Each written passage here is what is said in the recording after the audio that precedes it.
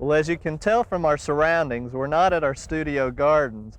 We've taken the show on the road again, and we've gone over to Muskogee to the annual Azalea Festival. And joining us today is the Director of Parks and Recreation, Mr. Mark Wilkerson. Mark, welcome to Oklahoma Gardening. Thank you.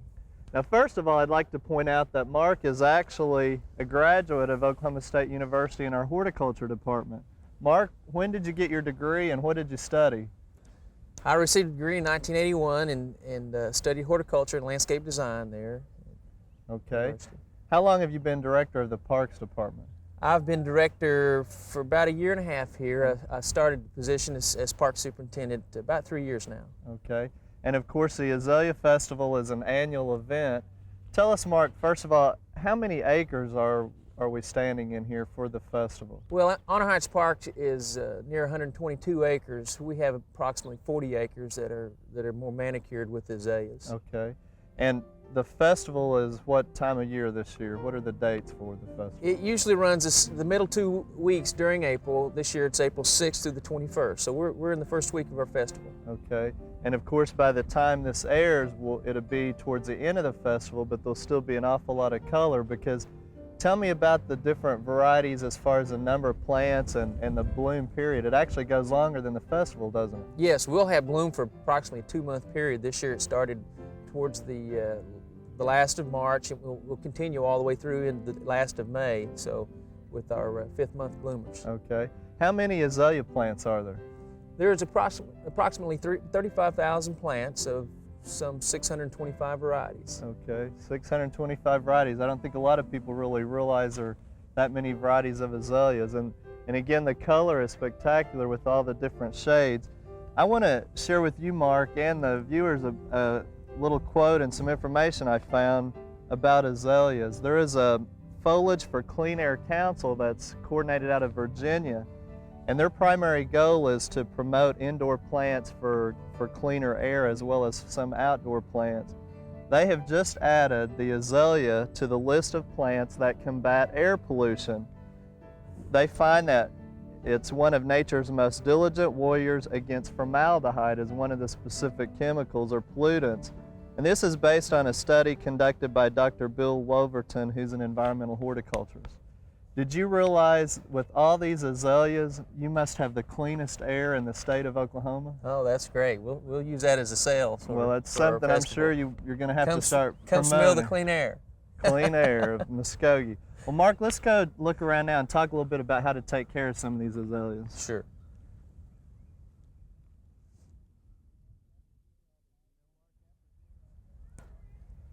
Well, you know, Mark, after seeing all these plants, it sure entices people to want to go out and buy an azalea plant, but it's really not that easy, is it, just to go and plant it in our landscape? Well, no. There's certain preparations that you have to do with soils and soil amendments, and picking the right variety and picking the right location. All of those things are critical.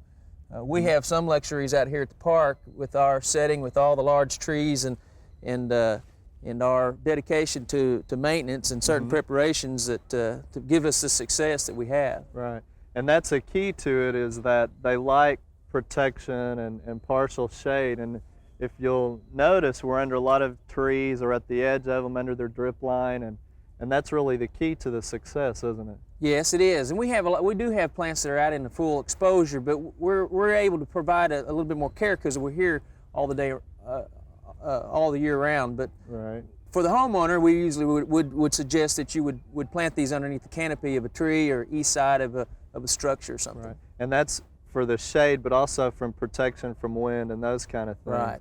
So in eastern Oklahoma, we see a lot of azaleas, but the northern part of the state and further west, it's even more of a challenge just because of some of the soil and wind conditions and that kind of thing. Soil is an important part of it too. Show us what we've got down here, Mark. Well, these are some of the existing beds that have been here for many years. Art Johnson, who started planting azaleas here in this park in the 1950s, used straight pecan holes, and he composted them in large piles for 2-3 years before he'd ever use it. He'd move them into the parks and incorporate it into existing beds and basically just raise it just straight up from the existing soils.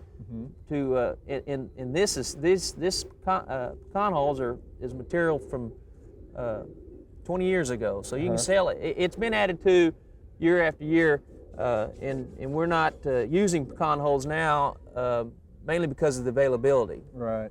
But anything organic, peat moss, pecan hulls, anything that helps make the soil more acidic, that's the key to it, because I like an acid soil with a pH range of what?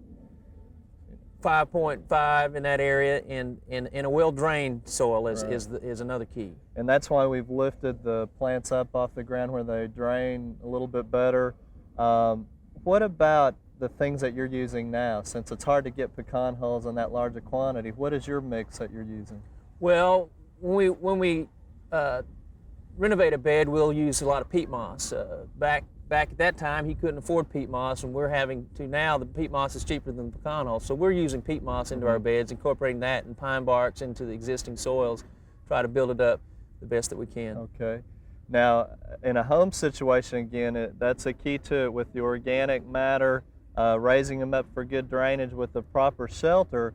But they take a lot of water too, don't they, during the hot summertime? They sure do, and that's another key point, because although they need to have well-drained soil, soils, they dry out real fast too. So we have people dedicated just to watering through the hot summer months, and we do that with overhead watering sprinklers. That was one of the theories that is claimed to the success is because of the rain effect that it gives even during the summer months. What about fertilizing them? Are they heavy feeders? Do they take a lot of nutrients and fertilizer? Well, yes and no. Obviously the better foliage that you're going to get is with proper feeding, and we use a slow-release fertilizer, Osmocote, 18612, that'll give us fertilization for about a 6-month period through the bud set, and then it's inactive. So we apply that just following bloom in early summer. In a home situation, again, you probably want to get in the habit of using something with iron and sulfur to help keep that pH down, because again, your conditions are a little bit more optimum, where the home situation, it's a little bit difficult to keep it that way. The last question I want to ask you too deals with pruning. That's a big concern for people too. I know you've had a little bit of winter damage in several years, but when is the best time to prune azaleas? Well, we prune, and we recommend pruning following the blooming period in the early summer or late spring. As soon as the plants finish blooming, you can prune. We typically don't prune any of our azaleas because we're looking for that natural look. Right. But if you were a homeowner and you need to keep a plant in a certain level in front of your house, then feel free to prune it. The more pruning, the more foliage, and the more buds to be produced.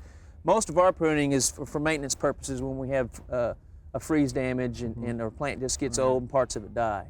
Well, as a reminder too, again, it takes a lot of protection, water, good nutrients. A soil test would be real important to find out what your pH is. And Mark, let's go see some of those varieties that you have. You talked about some of the different colors and different stripes and that kind of thing. Let's go take a look at those as well. Sure, Steve, it's this way.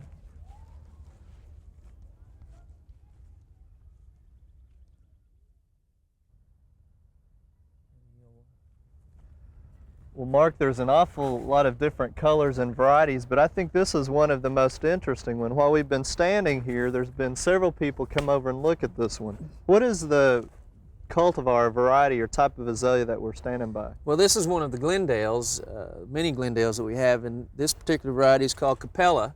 And as you can see, it's got some white blooms and some pink blooms and some white and pink blooms. So there's it's kind of a striped variation. And each, we'll take cuttings from this plant, and each cutting that comes out will be some variation of this, but as you can tell, it's one of the more unusual and pretty plants. Right. Now, one thing too, as we've gone on our little tour, you just don't have azaleas. There's an awful lot of other color and annuals. You've got a bed over further on with a lot of color in that. What do you call that particular area, and what all do you have in there? Well, we've got our annual gardens that have a lot of pansies in them right now, and tulips, and then following that there'll be our summer annuals, of course, into the summer. Right now, at the rose gardens, we've got a beautiful display of phlox, creeping phlox of pinks and blues and whites, and it's one of the most colorful areas in the park right now. Right. And also there's some interesting trees that you've got scattered about. What kinds of flowering trees do you have in the area? Well, in this area, this shaded area that we have some magnificent Quonset cherries with the pink carnation type blooms that we get a lot of comments about and requests of what this is. Other areas of the park, the dogwoods right now are just beautiful. We have red, pinks, and white dogwoods that are prettier. And early in the spring, we've got thousands of red buds through the park. So each time period of the spring, you can see a different accent here in the park. All right. Well, Mark, we appreciate you inviting us out. It is just a refreshing breath of color, and I think even though this is going to air the last weekend of the festival, you'd probably still encourage people to come on out. When you how much longer will they be blooming, you think? Well, I mentioned earlier we have some late blooming azaleas that bloom all the way into May, into the end of May. And so people can still come and see some beautiful flowers. Right. And of course, when you come into Muskogee, there's lots of signs marked on how to get to the Azalea Festival. And we'd like to encourage you to come out and check out all the color and see what kind of things Oklahoma, and especially Muskogee, of course, with all the clean air, has to offer. We hope you've enjoyed this classic from the Oklahoma Gardening Vault.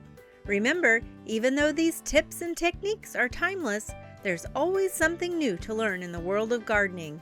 By subscribing to both Oklahoma Gardening and OK Gardening Classics, you'll have access to a wealth of gardening knowledge, both classic and contemporary.